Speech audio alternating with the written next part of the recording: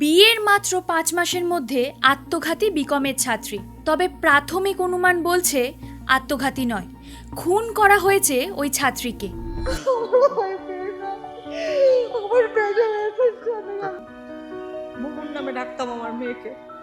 এই যে মেয়েটির ছবি তোমরা দেখছো, মেয়েটির বিয়ে হয় মাত্র 5 মাস আগে, যখন তার বয়স 23 বছর। 2024 সালে বিকম পাশ করার পর পরিবারের সদস্যরা যথারীতি দেখাশোনা শুরু করে বিয়ের জন্য।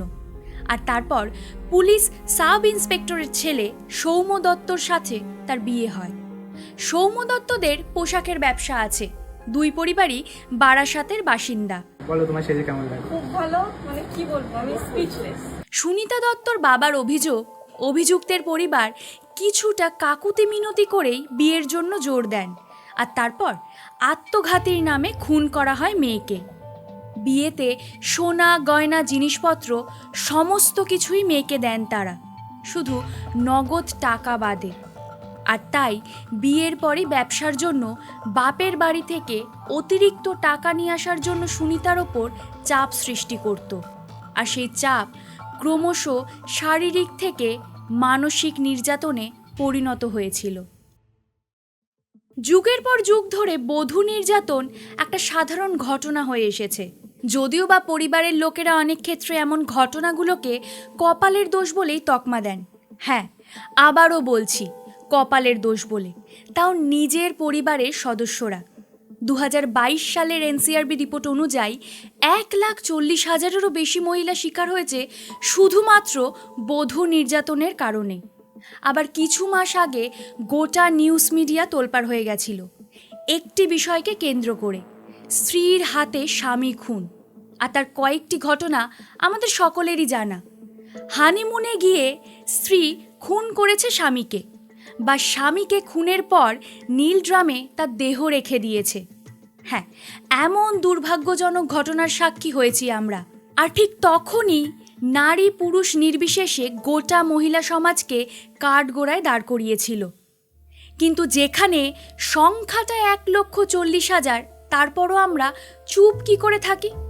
সরকারের তরফ থেকে কোনো কঠোর আইনি ব্যবস্থা নেওয়া হয়নি কেন?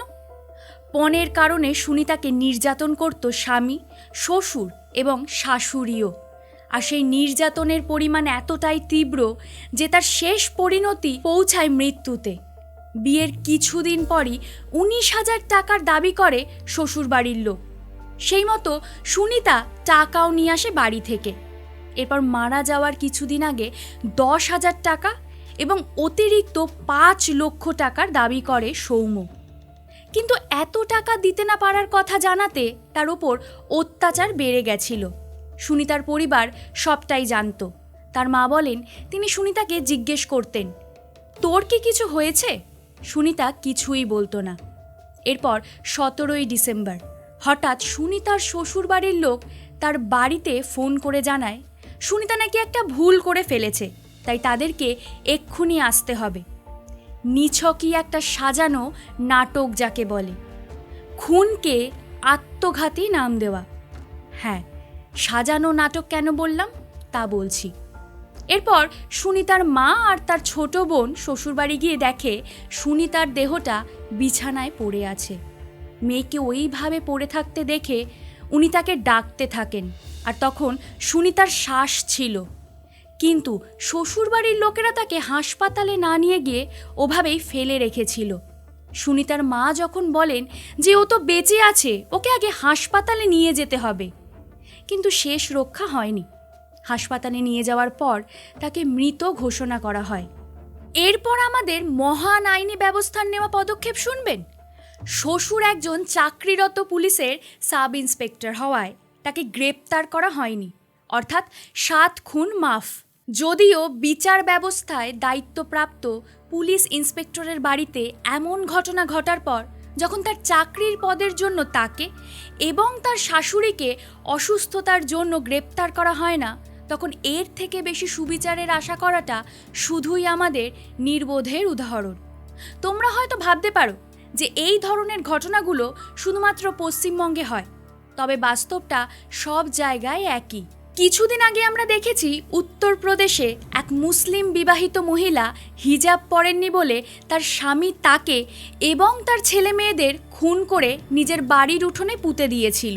শুধু তাই নয়, দক্ষিণ ভারতে বহু ক্ষেত্রে দেখা যাচ্ছে যে মেয়ের পরিবার পণ দেওয়ার পরও ছেলের পরিবারের চাহিদার কোনো শেষ নেই, আর সেই পণ মেটাতে না পারলে মেয়ের কপালে জোটে অকথ্য অত্যাচার এবং নির্মম পরিণতি।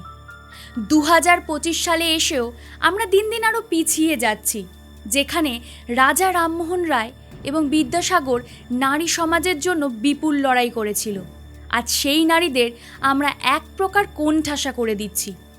এটাই কি আমরা শেখাবো আমাদের পরবর্তী প্রজন্মকে? তোমাদের মতামত জানাতে ভুলো না কমেন্টে।